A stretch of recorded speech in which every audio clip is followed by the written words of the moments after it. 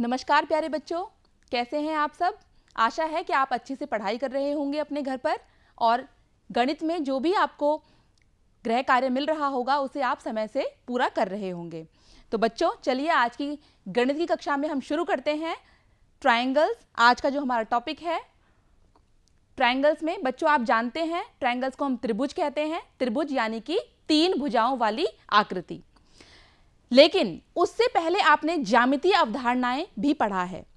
तो ज्यामितीय अवधारणाओं में आप क्या जानते हैं? आप जानते हैं बिंदु के बारे में। जैसे कि ये जो एक छोटी सी आप ये यहाँ डॉट देख रहे हैं, ये बिंदु है। बिंदु की ना ही लंबाई होती है, ना ही चौड़ाई होती है, ना ही ऊंचाई होती है।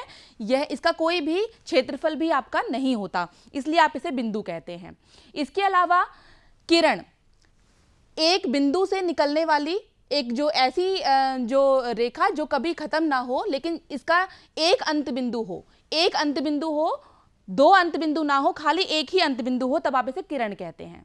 इसी प्रकार से यदि आपके 2 अंत बिंदु हो, ये पहला अंत शुरू में भी है बिंदु और दूसरा अंत में भी बिंदु है, तब आप इसे कहेंगे रेखाखंड। और इसके जो एग्जाम्पल है, आपने भी क्या पढ़ा हुआ है बच्चों? आपने पढ़ा हुआ है कि आप कोई भी ठोस वस्तु को खोलकर या इसके चारों ओर पेंसिल घुमाकर ये जान पाते हैं कि ये आकृति कौन सी है, वर्ग है, आयत है, त्रिभुज है, क्या है। तो आप इसे जान सकते हैं। जैसे कि और नेट के बारे में भी पढ़ चुके हैं आप। ये हमारे घन का नेट है और ये आपका क्या है, ये प्रिज्म है। प्रिज्म का ये नेट दिखाया हुआ है यहाँ पर। और इसी प्रकार से ये एक बेलन है, बेलनाकार आकृति है। जैसे कि आपके गिलास हो गया, पाइप हो गया, इस प्रकार की आकृति आपकी बेलनाकार आकृतियां कहलाती हैं। और ये जो यहाँ पर दिखाया गया है, ये बेलन का नेट है। ये भी आपने वस्तु के चारों ओर, जैसे कि आपने कोई भी सिलेंडर रखा या बेलन रखा, उसके चारों ओर पेंसिल घुमाई तो एक वृत्त आपको ऊपर मिलेगा, एक वृत्त आपको नीचे मिलेगा, और बीच में यदि आप इसे खोल देंगे तब आपको यहाँ पर एक आयत की आकृति मिलेगी। तो ये कुछ नेट हैं आकृतियों के, इनके बारे में आप पढ़ चुके हैं। तो ठोस वस्तुओं के फलक और फलक के चारों ओर पेंसिल घुमाने से बनने वाली आकृतियां अभी आप यहाँ चित्र में देख रहे हैं। कौन कौन सी होती हैं बच्चों? क्या क्या आकृतियां बनती हैं इनके चारों ओर पेंसिल घुमाने से? बनती हैं वर्ग, आयत, वृत्त, त्रिभुज। तो त्रिभुज के बारे में ही पढ़ने जा रहे हैं। अब आप यहाँ एक आकृति देख पा रहे होंगे बच्चों, ये आकृति त्रिभुज है। त्रिभुज का अर्थ है त्रिभुज, यानी कि 3 भुजाओं से घिरी हुई आकृति या 3 रेखाखंडों से, क्योंकि ये एक रेखाखंड है बी और सी से मिलकर बना एक रेखाखंड BC, AB और AC। तो 3 रेखाखंडों से बंद आकृति को त्रिभुज कहते हैं, जिसके 3 शीर्ष होते हैं। देखिए, पहला, दूसरा, तीसरा, ABC। 3 भुजाएं होती हैं, AB, BC और AC। और 3 कोण होते हैं, कोण A, कोण B और कोण C। और त्रिभुज को किस चिन्ह के द्वारा दर्शाते हैं? त्रिभुज का ये चिन्ह होता है बच्चों। तो यदि आप इस त्रिभुज का नाम लिखेंगे तो आप इसे इस प्रकार से लिखेंगे, त्रिभुज ABC। तो यहां पर यदि हम आपसे प्रश्न पूछा जाए कि बताइए 3 शीर्षों के नाम कौन कौन से हैं, तो आप बता देंगे A, B, C। 3 भुजाएं कौन सी हैं? AB, BC, CA, जो अभी आपको बताई थी। कोण, 3 कोण, जो हमने कोण A बताया, इस कोण का संपूर्ण नाम क्या होगा? कोण BAC। इसी प्रकार से यहां होगा कोण का नाम कोण ABC और इसका नाम होगा कोण ABCA।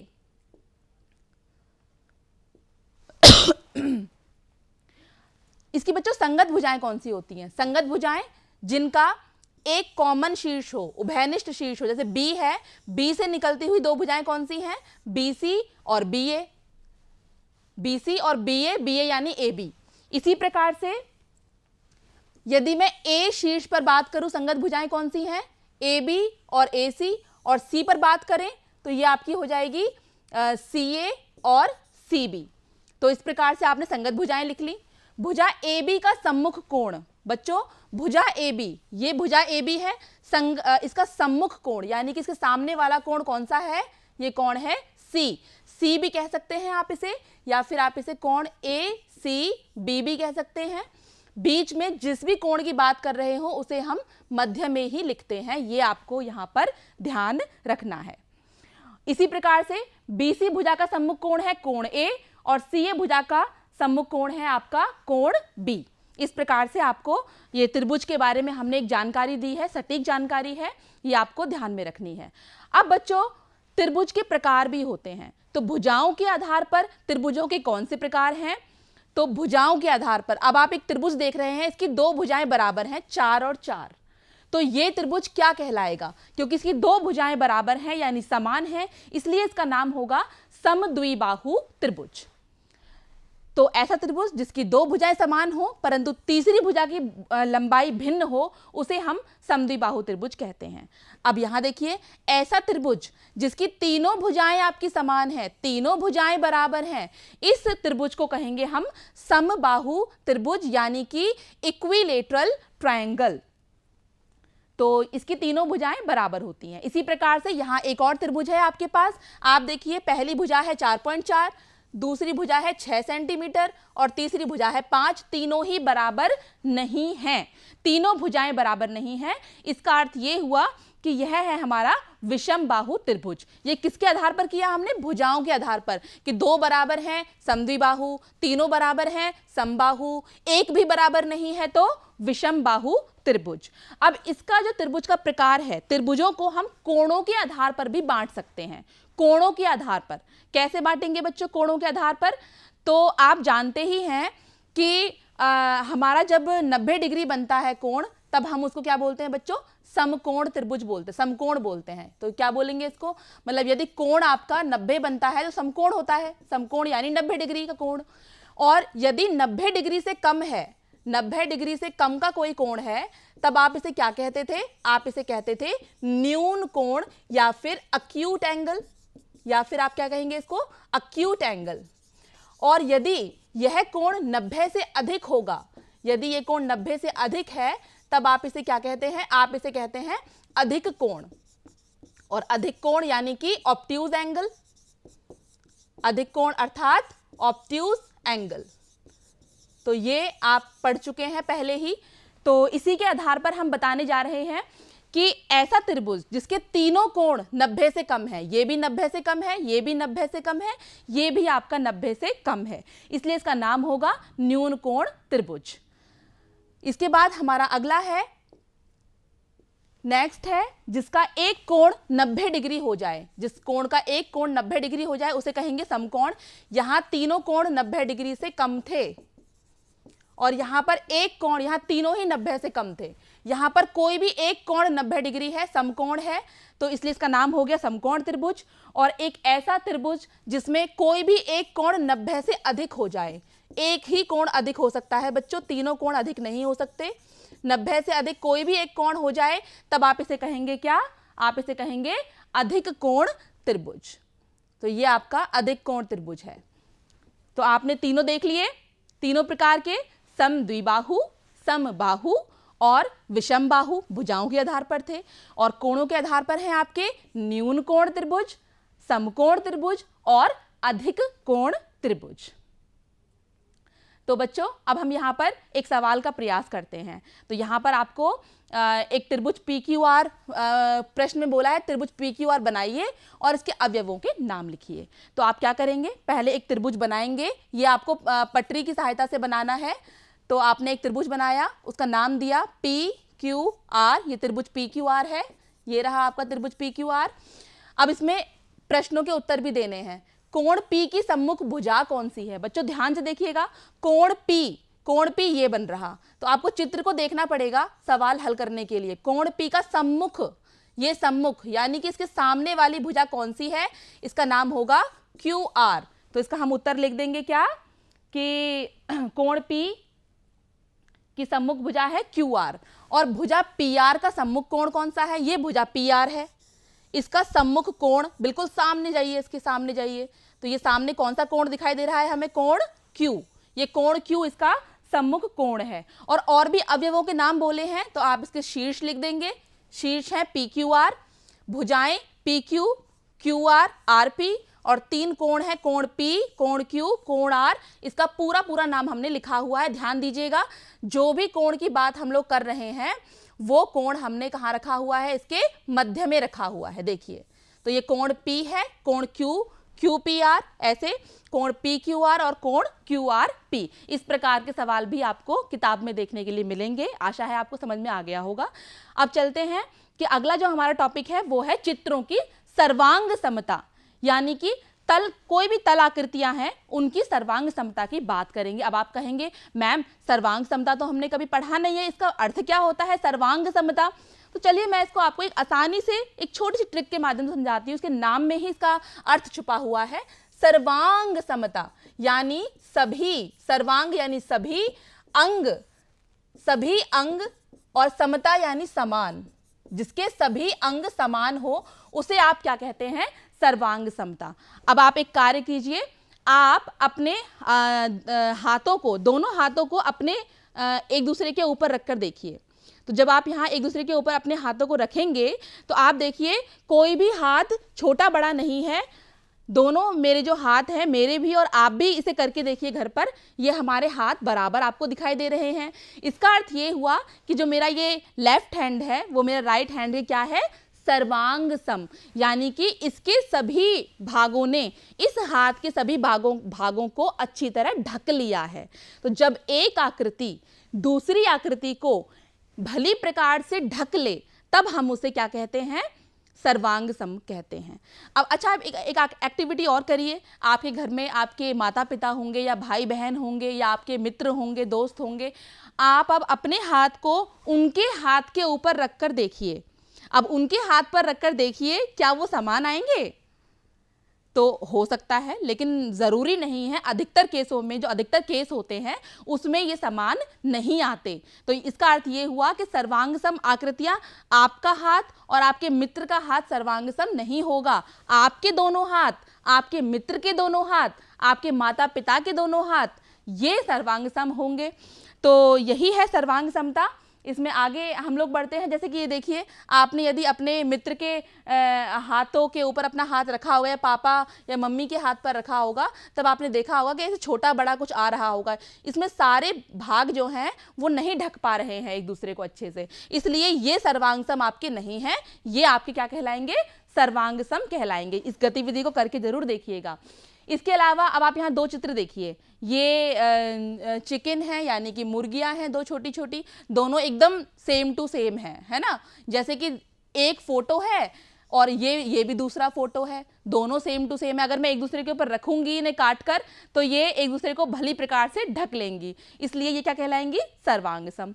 जब ये नींबू, कटा हुआ नींबू है, दोनों भाग एक जैसे हैं, इसलिए ये सर्वांग सम कहलाएंगे।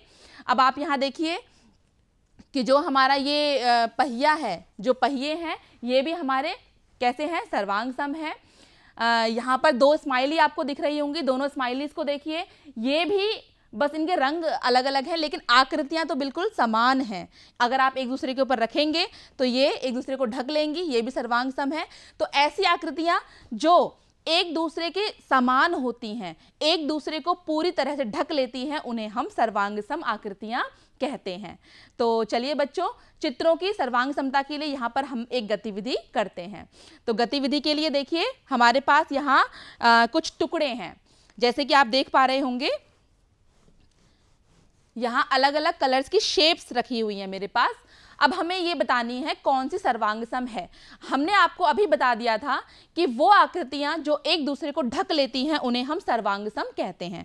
तो जैसे मेरे पास ये भी आयत है, तो इसका आयत को क्या ये समलंब हमारा ढक पाएगा? चलिए इसके ऊपर रख कर देखते हैं। हमने रख कर देखा, ये इसे पूरी तरह नहीं ढक पा रहा, तो ये सर्वांग सम नहीं है। इसकी सर्वांग सम ये दूसरा आयत है, देखिए मैंने रखा, तो ये दोनों आयत क्या हैं आपस में? ये आपस में सर्वांग सम है। ठीक है, ये पहला केस हमने लिख दिया। इसके बाद अब ये त्रिभुज देखिए, त्रिभुज में मुझे यहाँ 3 दिखाई दे रहे हैं, तो मैंने इस त्रिभुज को पहले इसके ऊपर रखा। क्या इसके सभी अंगों ने इसको ढक लिया है? एक दूसरे को ढक लिया है? देखिए, तो आप देख पा रहे होंगे कि एक दूसरे को नहीं ढक पा रहे ये त्रिभुज, इसलिए ये दोनों सर्वांग सम नहीं है। इसी प्रकार से ये दोनों भी सर्वांग सम यहाँ पर नहीं है। और यदि मैं इन दोनों त्रिभुजों को रखूं, तो मैंने एक दूसरे को पर रखा, अब आप देख रहे हैं एक दूसरे को भली प्रकार से ढक लिया है, कहीं से भी कोई हिस्सा अलग नहीं दिखाई दे रहा, एक दूसरे को ढक लिया है, इसलिए ये दोनों त्रिभुज क्या हैं? आपके सर्वांग सम है।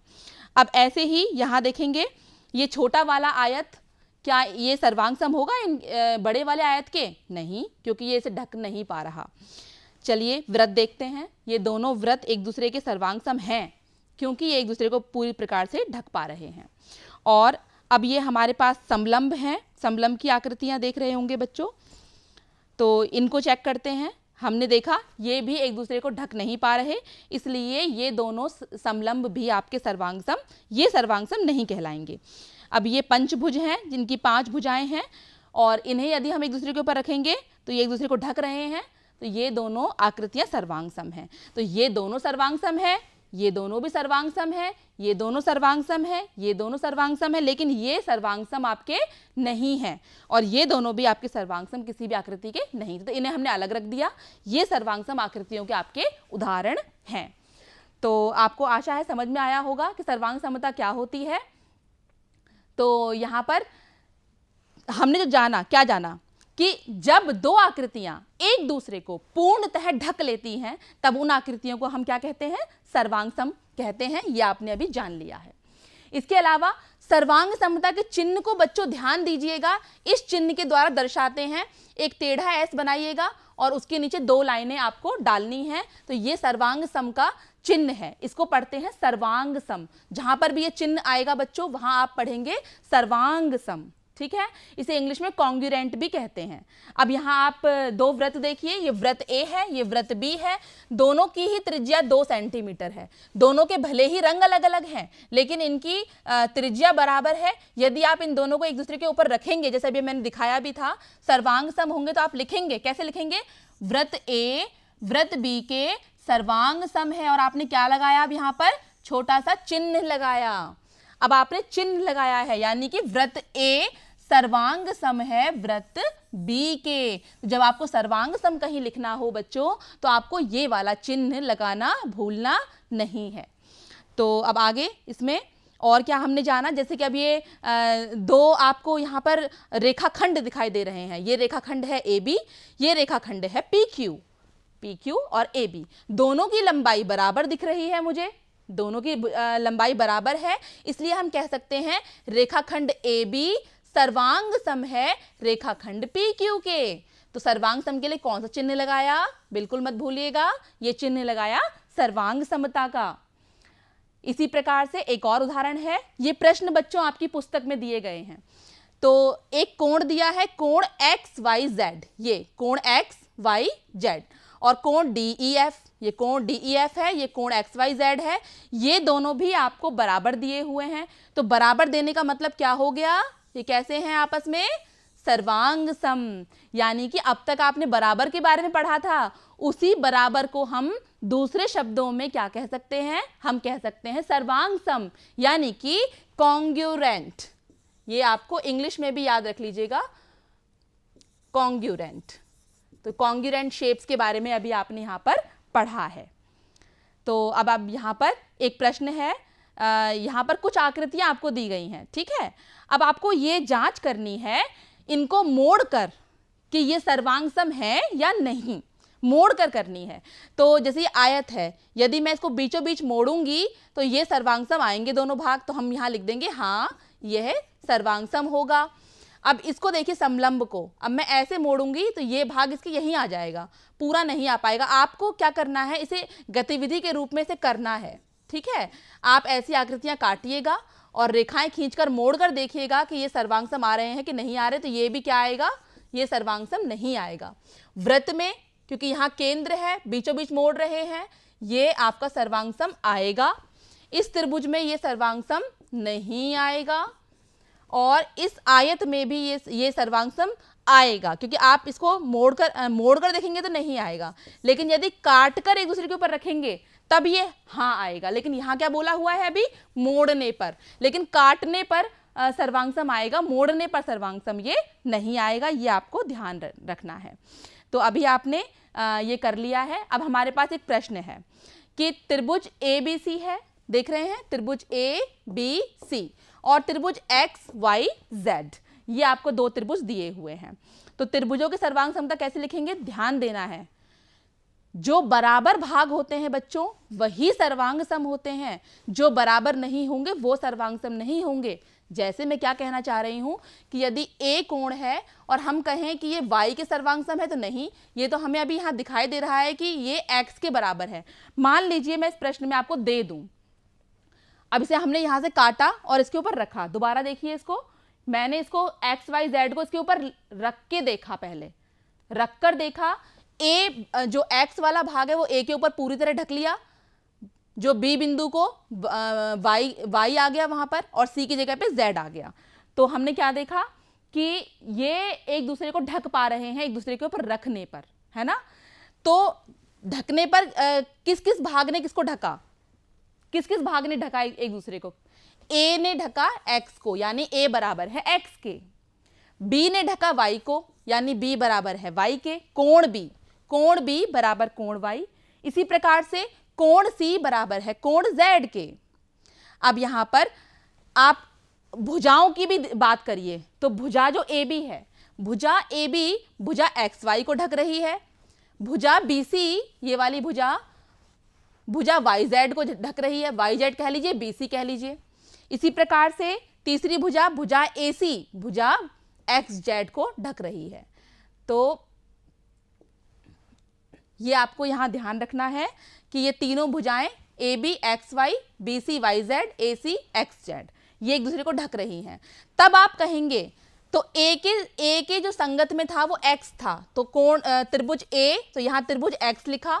B के संगत में Y था, तो B की जगह आपने यहां Y लिखा, और C के साथ Z था, C की जगह आपने यहां क्या लिखा, Z लिखा। मतलब A के सापेक्ष X है, B के सापेक्ष Y है, C के सापेक्ष Z है। तो त्रिभुज ABC सर्वांग सम है त्रिभुज X Y Z के। बहुत ही महत्वपूर्ण बात यहां मैं आपको बता रही हूं, बिल्कुल भूलना नहीं है। तो इसका और अच्छे से इसको हम नोट करेंगे, इसी बात को जो मैं आपको समझा रही हूं। जैसे दो त्रिभुज हैं DEF और QPR। अब इनको देखिए ध्यान से, क्या ये एक दूसरे को ढकेंगे? तो मैं देख रही हूं, मैंने अलग अलग रंगों से रंग दिया है कि D के ऊपर यदि Q आएगा तो ढकेगा, F के ऊपर P आएगा, और E के ऊपर क्या आएगा बच्चों, R आएगा। ठीक है, तो जो भाग एक दूसरे को ढक रहे हो आपको सर्वांग समता उसी हिसाब से लिखनी है, संगत भुजा संगत कोणों के हिसाब से। जैसे प्रश्न है त्रिभुज DEF और त्रिभुज QRP में संगत शीर्ष बताइए, संगत कोण बताइए, संगत भुजा बताइए, ये प्रश्न है। तो आप यहां देखेंगे संगत को आप ये डबल एरो से दिखाइएगा, डबल एरो का चिन्ह है, एक लाइन खींचकर दोनों तरफ एरो लगाना है। तो शीर्ष D शीर्ष Q के संगत है, शीर्ष E शीर्ष R के संगत है, और शीर्ष F आपका शीर्ष P के संगत है। तो समझ में आया बच्चों? यहां आपको बहुत अच्छे से ध्यान रखना है। अब भुजा की बात करते हैं। तो मैंने अभी जैसे कोण की बात की थी, अच्छा शीर्ष है, तो शीर्ष में आप कोणों की बात करें, कोण D कोण Q के, कोण E कोण R के, और कोण F कोण P के संगत होगा। अब भुजाओं की बात करते हैं, तो भुजा DE, अब ये देखिए DE, तो ये रेड और ब्लू कलर देख रहे हैं ना, DE के संगत क्या आएगा बच्चों, ये आएगा क्या, QR। तो DE के संगत आएगा QR। EF के संगत क्या आएगा, EF के संगत, ये कलर देख लीजिए आप, EF के संगत आएगा हमारा ये कौन सा, PR या RP कह लीजिए। इसी प्रकार से FD के संगत आएगा आपका PQ, ये रहा, ये वाली भुजा, ये इस भुजा के संगत आएगी। तब आप इसे लिखेंगे, कैसे लिखेंगे, D के साथ Q है, E के साथ R है, F के साथ P है, तो F के साथ P ही लिखना है, E के साथ R ही लिखना है, D के साथ Q ही लिखना है। तो आप DEF सर्वांग सम है त्रिभुज QRP के ऐसे ही लिखेंगे बच्चों। अगर आपने इसे लिख दिया DEF सर्वांग सम त्रिभुज PQR, तो ये आपका हो जाएगा गलत। ध्यान देना है, ये ऐसे नहीं चलेगा, आपको ऐसे ही रखना, मतलब जो संगत भुजा संगत के हिसाब से ही आपको सर्वांग सम लिखने हैं। यदि आपने इसे बिना संगत भुजाओं के हिसाब से लिखा तो ये आपका रॉन्ग होना पक्का है, तो ये आपको ध्यान रखना है। चलिए अब यहाँ पर एक प्रश्न का प्रयास करते हैं। हमारे पास यहाँ दो आकृतियां दी गई हैं। दोनों कौन सी आकृतियां हैं, दोनों हैं त्रिभुज है। तो इस चित्र को देखकर आपको सर्वांग सम त्रिभुजों के सही जोड़े पहचानने हैं। तो अच्छा, ये 3 तरह से लिखा हुआ है। अब आपको बताना है इन तीनों में से सही कौन सा है, तीनों में से कौन सा सही है। तो जैसे कि आप देख रहे होंगे, बी के संगत कौन सा है बच्चों, एम है। बी के संगत जो कोण है वो एम आएगा। भुजाएं देख लीजिए, ए सी के साथ कौन सी आ रही है, ओ एल। ए सी के साथ आ रही है ओ एल, यानी ए सी के साथ ओ एल होना चाहिए, ए सी यानी ओ एल। और यहाँ बी सी के साथ होना चाहिए आपका बी सी। बी सी के साथ क्या होगा आपका 5.5 सेंटीमीटर, 5.5 सेंटीमीटर यानी एम ओ। तो आप ये देखेंगे कि इसमें से सही कौन सा था। देखिए, मैंने अब इसको अलग रंगों से लिख दिया है। तो ए के सापेक्ष आएगा एल, यानी ए के साथ एल, एल दोनों में आ रहा है, इसमें भी आ रहा है, इसमें भी आ रहा है। सी के सापेक्ष आएगा ओ, सी के सापेक्ष ओ, यानी ये रहा। तो ये रहा हमारा सही उत्तर बच्चों, यही है हमारा सही उत्तर। यानी कि इसे लिखेंगे कैसे, त्रिभुज ए बी सी सर्वांग सम है त्रिभुज एल एम ओ के। तो ये आपको ध्यान रखना है, आप इसे किसी और तरीके से नहीं लिख सकते, आपको ऐसे ही इसे लिखना है। तो सर्वांग समता में समझ में आ गया। एक प्रश्न और है कि इस चित्र में आपको एक ए बी सी डी रेखा पर स्थित बिंदु हैं और सी ए, ये वाला सी ए बी डी के बराबर है। तो ये बताना है कि रेखाखंड सी बी, अब यहाँ तक की बात कर रहा है, सी बी ए डी के बराबर है या नहीं। तो आप देखेंगे बच्चों कि रेखाखंड सी ए तो बी डी के बराबर दिया ही हुआ है ये चीज़। तो अब इसमें जो बीच का हिस्सा है ये ए बी, यदि मैं दोनों तरफ जोड़ दूं इस हिस्से को, ए बी को जोड़ दें दोनों हिस्सों में, किसमें, सी ए में जोड़ दें, बी डी में जोड़ दें। तो हम वही कर रहे हैं, सी ए में ए बी जोड़ा, बी डी में भी ए बी जोड़ा। तो सी ए में ए बी जोड़ने पर क्या बन गया, सी बी, और बी डी में ए बी जोड़ने पर क्या बन गया, ये बन गया आपका ए डी। तो इस प्रकार से इसे हमें करना था हल। अब यहाँ पर एक प्रश्न और है कि इसमें कोण P O Q R O S, ये दोनों आपके बराबर हैं। तो पूछ रहा है क्या ये इसके बराबर है। मैंने इसे अलग रंगों से रंग कर भी आपको यहाँ दिखा रखा है। तो बच्चों इसमें भी वही करेंगे, ये वाला जो कोण है बीच में, ये वाला जो कोण बन रहा है, ये दोनों तरफ हमें जोड़ देना है। कोण पी ओ क्यू और R O S, P O Q सिर्फ इतने की बात कर रहा है, आर ओ एस इतने की बात कर रहा है। तो ये पार्ट बीच में जोड़ना है, क्या, क्यू ओ आर। तो जब मैंने पी ओ क्यू में क्यू ओ आर जोड़ा तो ये बन गया कोण पी ओ आर, कोण पी ओ आर, ये भी पूरा बन गया ये वाला। और ये वाला पार्ट जोड़ने पर ये बन जाएगा, क्या बन जाएगा, कोण क्यू ओ एस। तो पूछ रहा था कि बराबर हैं, तो हम यहां लिखेंगे हाँ ये दोनों बराबर हैं। तो बच्चों आज की क्लास में, आज की कक्षा में हमने क्या सीखा, हमने सीखा कि 3 रेखाखंडों से बंद आकृति को हम क्या कहते हैं बच्चों, त्रिभुज कहते हैं, जिसके 3 शीर्ष होते हैं, 3 भुजाएं होती हैं, 3 कोण होते हैं। ये रहा हमारा त्रिभुज। भुजाओं के आधार पर 3 प्रकार के त्रिभुज होते हैं, समद्विबाहु, समबाहु और विषम बाहु त्रिभुज। कोणों के आधार पर भी 3 प्रकार होते हैं, न्यून कोण, समकोण और अधिक कोण त्रिभुज। इसके अलावा हमने क्या सीखा, जब 2 आकृतियां एक दूसरे को पूरी तरह ढक लेती हैं तब हम उन्हें सर्वांग सम कहते हैं और इसे इस चिन्ह के द्वारा दर्शाते हैं। ये रहा हमारा चिन्ह, सर्वांग सम का चिन्ह। और हमने सीखा जब 2 त्रिभुज एक दूसरे पर अध्यारोपण यानी कि सुपर इंपोजिशन कर लेते हैं तब संगत कोण शीर्ष और भुजाओं द्वारा एक दूसरे को ढक लेते हैं, तब हम उन्हें सर्वांग सम त्रिभुज कहते हैं। 2 त्रिभुज एक दूसरे को सुपर इंपोज कर ले यानी ढक लेते हैं तब उन्हें हम सर्वांग सम त्रिभुज कहते हैं और इस प्रकार से हम उन्हें लिखकर भी दिखाते हैं सर्वांग सम त्रिभुजों को। तो यहाँ पर एक असाइनमेंट आपको दिया गया है, आप इन आकृतियों को बच्चों बनाकर काटेंगे और इनको मोड़कर देखकर बताएंगे कि दोनों भाग सर्वांग सम है या नहीं, और इस प्रकार ही मोड़ना है कि सर्वांग सम हो जाएं। ठीक है। इसके बाद आपको एक त्रिभुज दिया गया है, इसमें आपको संगत शीर्ष, संगत कोण और संगत भुजा, ये तीनों बताने हैं आपको इसके अंदर। अब यहाँ गृह कार्य में बच्चों आप प्रश्न संख्या 283 से 290 पर दिए गए अभ्यास 13A और 13B को हल करने का प्रयास करेंगे। तो बच्चों आज की कक्षा में हमने बहुत सारी नई नई बातें सीखी, अगली कक्षा में फिर मिलेंगे, बहुत सारी नई नई बातें सीखेंगे। तब तक के लिए धन्यवाद।